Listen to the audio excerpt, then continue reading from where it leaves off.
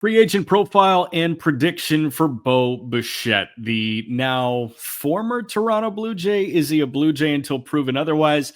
The Blue Jay, Bo Bichette, is coming off of number one, World Series heroics. Number two, a bounce back season that probably added $100 million to his price tag.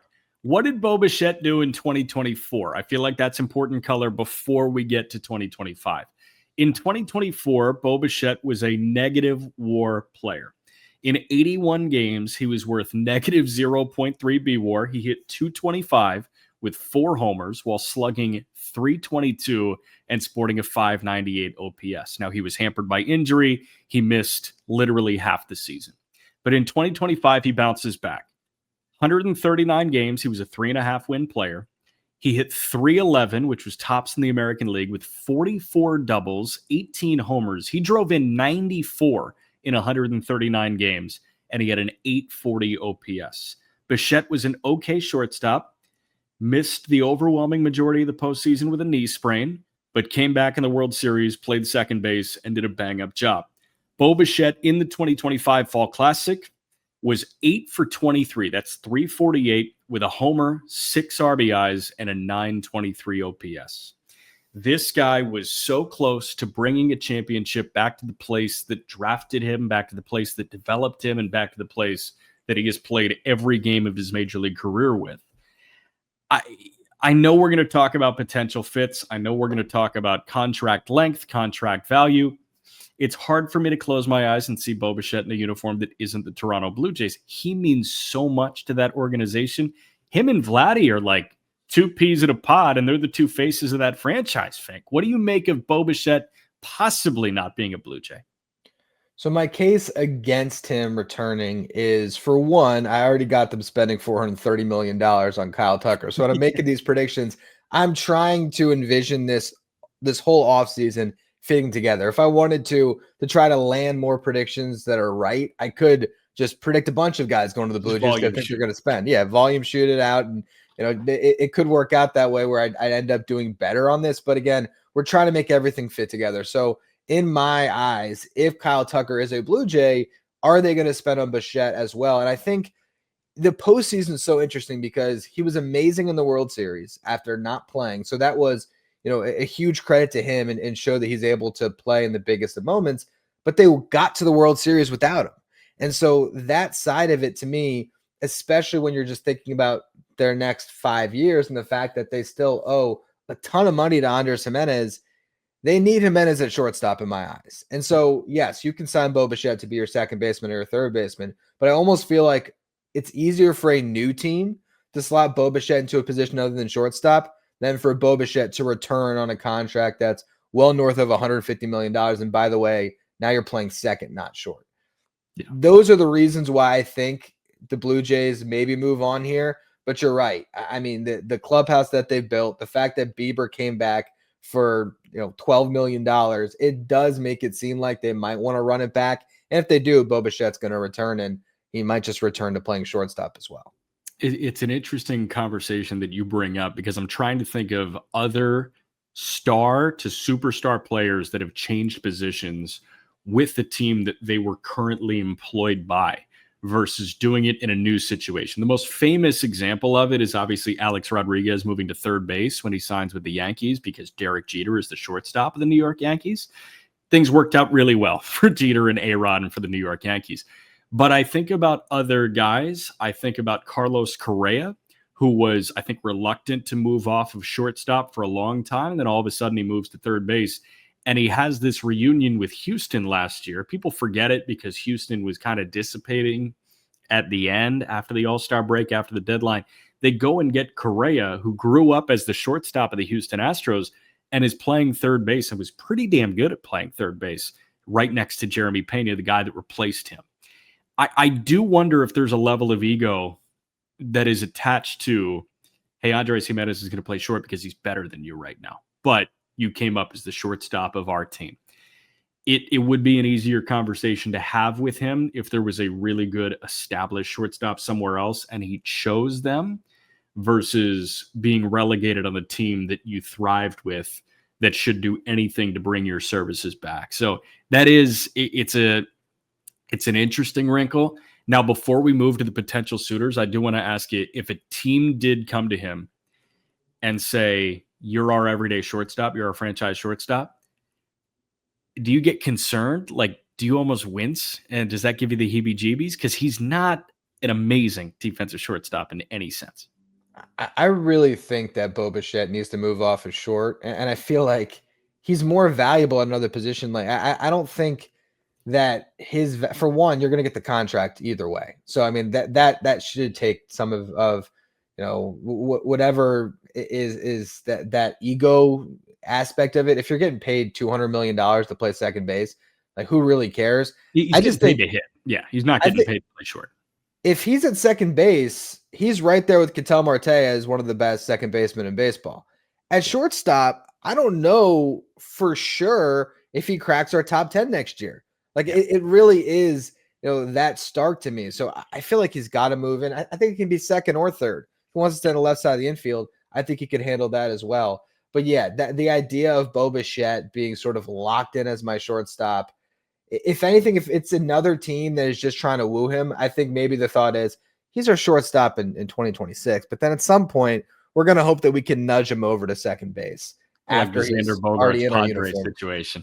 Yeah, like Bogart's playing short every day for San Diego, knowing damn well he's not going to be a 40-year-old shortstop for the San Diego Padres. He's probably going to play third when Machado's all said and done there. But if he ain't playing short, who's he playing for in 2026? So the landing spots, this was the toughest one. I think I had to try to come up with just multiple landing spots. There was obviously the Blue Jays, the Braves, but I don't know if they would actually commit to him playing shortstop because they've always had just defensive-minded shortstops. It feels more like Ha-Seong Kim goes back rather than Bichette, but we put him on there as a landing spot because they do have a hole at short. Yeah. The Yankees, theoretically, the Tigers, the Dodgers were our potential teams there. So which of those teams actually fits? Because I have a hard time seeing a lot of them, to be completely honest. But again, it was tough to find a landing spot for Bo Bichette, particularly if you're looking at him as a shortstop. Then it's even a smaller field of teams. Toronto goes without being said. That's the best fit. The other two that jump out to me in that clump, Atlanta, because they could move off of Ozzie Albies. It's a very team-friendly contract. I know Albies was not very good in 2025, but Atlanta could still recoup some value if they do want to trade Ozzie Albies, and there are plenty of Major League Baseball teams that are interested in utilizing the services of Ozzie Albies. If the Braves are committed to spending some money on their lineup, which I'm not sure if they are or not, if they are committed to spending some money on the lineup, they could absolutely sign Bichette to play second, and they could bring Ha-Seong Kim back to play short. They could also punt shortstop production like they have over the last couple of years and bring back Nick Allen. They did it with Orlando Arcia. They did it with Allen. Kim is the logical fill-in at short with Bichette at second, but they could say, you know what, we just want a defender. We want Nick Ahmed Jr. playing shortstop, and we want Bichette playing second. So I do see how that puzzle could make sense for Alex Anthopoulos in Atlanta. I think it's highly unlikely. I bet they spend on pitching before they spend on a bat. The other one, you hate to hear it, folks, is the LA Dodgers. Yeah. Tommy Edman can play short. Mookie's playing short. Tommy Edman can play center. Like, you can do the Edman Pages thing and have Bichette play second, and all of a sudden you've created the best lineup the world has ever freaking seen. And that middle infield of Bichette and Mookie, assuming that Mookie is a heck of a lot better than he was in 25, immediately becomes one of, if not the best middle infields in Major League Baseball, and that makes the Dodgers damn near flawless. I really thought about predicting the Dodgers, and we also have an article I'm working on that'll come out soon. 5 ways the Dodgers can ruin baseball this offseason. And one of them is signing Bo Bichette, and I'll not to spoil my article, but it's going to all be laughable deferrals. So like you see Bo Bichette signs with the Dodgers for $300 million, but like $200 million is deferred. That's how we can ruin baseball in 2026 and ensure a lockout. I think the Dodgers actually do make a lot of sense because they have so many flexible pieces. You could always move Mookie back to the outfield if you wanted Edman at short and Bichette at second. You have so many different ways you could do it. So I do think the Dodgers make sense. Where I landed was the Detroit Tigers. That was my prediction. And I had some real validation when I saw Jeff Passan predicted the same thing. So I felt pretty good about myself. I'm like, okay, I'm not alone on an island seeing the fit.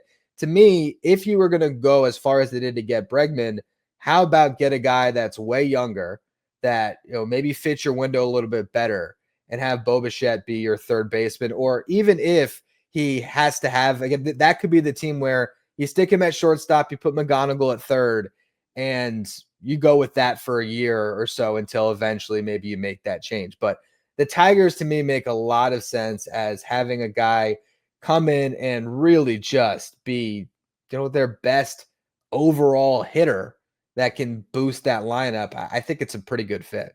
You think about how much Gleyber Torres did for that lineup this year, and you turn every single slider up and you bring Bo Bichette in. Bo Bichette is, no disrespect to Gleyber, because I think Gleyber is a very good player, and I think a team is going to be really happy when they sign him. Bichette is twice the player that Gleyber Torres is right now because he can match the home run total. He can lead Major League Baseball in doubles in that ballpark. And oh, by the way, he's going to play as good a second base as Gleyber Torres is as well. Bo Bichette seems like an elite leadoff guy for that Detroit lineup that we just talked about during the Alex Bregman preview.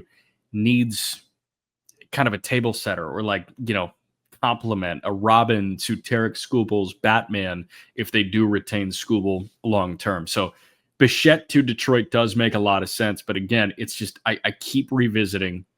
I close my eyes and I can't see him wearing another hat other than the Blue Jay hat.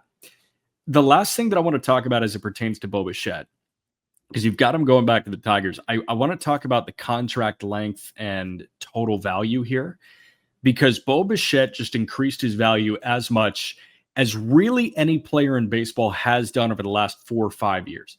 And the only other name that I came to when I think about what Bichette did in 25 to recoup the value that he lost in 24 was Chris Bryant in 21. In his walk year, he split the year between the Cubs and the Giants, and this guy probably made himself $80 to $100 million on the free agent market. In 2020, granted COVID shortened season, he missed some time with injury, which became partially an issue starting in 2018. In 34 of 60 possible games, Chris Bryant hit 206 with a 644 OPS. He was really bad in 2020. And he went into a contract year, and everybody was saying, he might have to sign a 2-year, $40 million deal. Not so fast, my friends. It might have been an overpay by Colorado, but he got 7 for 182 because in his walk year in 144 games, he hit 265 with 32 doubles and 25 homers. That I feel like is the level that Bichette recouped his value to, where he probably made himself $100 million this year. Yeah, and I actually thought of another comp as you were saying that too, that funny enough, same year, Marcus Semien going to the Blue Jays on the 1 year and then, puts up a 6-win season and then gets that mega deal from the Rangers. So I do think that he really did increase his value. And it's funny too that you mentioned the Bryant contract, because I think that actually falls right in line with how I came to my contract with Bichette, the 8 years, $208 million prediction that I put together. I looked at Willy Adames, and I looked at where Willy Adames was as a free agent compared to Bo Bichette. Different players, but WAR output very similar. Bichette, a little younger, and Adames got $26 million per season over a 7-year deal. So I thought, does the AAV line up? I think it probably could.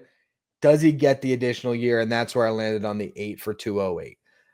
Could it be 7 years and the identical 182 that Bryant got and that Adames got? Absolutely. And that's really where I was. I was between those two, and I ultimately gave him the 8th year of my prediction.